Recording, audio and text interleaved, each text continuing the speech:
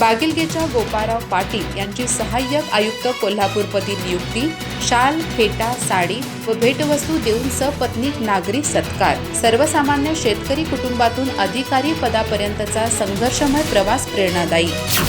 सर्वसामान्य शेतकरी कुटुंबातून प्रतिकूल परिस्थितीवरती मात करत जिद्द, चिकाटी आणि अथक परिश्रमाच्या जोरावर राज्यकर अधिकारी पदापर्यंत मजल मारलेल्या बागिलगे तालुका चंदगड येथील सुपुत्र गोपाळराव पाटील यांना बढती मिळून सहाय्यक आयुक्त जीएसटी कोल्हापूर म्हणून नियुक्ती झाली आहे। याबद्दल बागिलगे ग्रामस्थांच्या वतीने त्यांचा भव्य नागरी सत्कार करण्यात आला।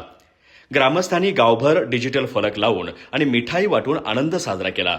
बागिलगे येथील रवळनाथ मंदिरात झालेल्या कार्यक्रमात गोपाळराव पाटील आणि त्यांच्या पत्नी श्वेता पाटील यांचा शाल, मानाचा फेटा, साडी, भेटवस्तू आणि पुष्पहार देऊन सपत्नीक सत्कार करण्यात आला। सरपंच नरसू पाटील, उपसरपंच राजू सुतार आणि चंदगड पंचायत समितीचे सभापती विलासराव नाईक यांच्या हस्ते हा सत्कार झाला।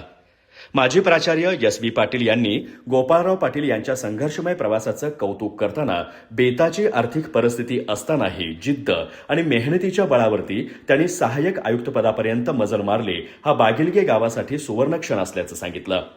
गोपाळराव पाटील यांनी बागिलगे ते सोनारवाडी रस्ता स्वखर्चाने करून दिला असून प्राथमिक शाळा, शिवमूर्ती, अंतर्गत रस्ते यांसह विविध विकास कामांमध्येही योगदान दिलं आहे। सत्काराला उत्तर देताना गोपाळराव पाटील यांनी आईवडिलांचं कष्ट आणि संस्कार कायम स्मरणात ठेवून उच्च शिक्षण घेतल्याचं सांगितलं।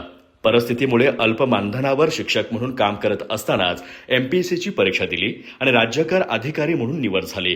गावचं ऋण म्हणून गावच्या विकासासाठी योगदान देत राहणार असल्याचंही त्यांनी सांगितलं। यावेळी ग्रामविकास अधिकारी रवींद्र पाटील, प्राध्यापक नंदकुमार पाटील, सदानंद पाटील, बाबूराव वरपे यांच्यासह ग्रामपंचायत सदस्य, विविध संस्थांचे पदाधिकारी, सामाजिक कार्यकर्ते आणि ग्रामस्थ मोठ्या संख्येने उपस्थित होते। कुमारी सायली वरपे हिने तयार केलेल्या बालपण ते सहाय्यक आयुक्तपद या जीवन प्रवासावरील व्हिडिओला उपस्थितांनी विशेष दाद दिली। अधिक माहिती आणि ताज्या घडामोडींसाठी आजच आमचे चॅनल सबस्क्राईब करा।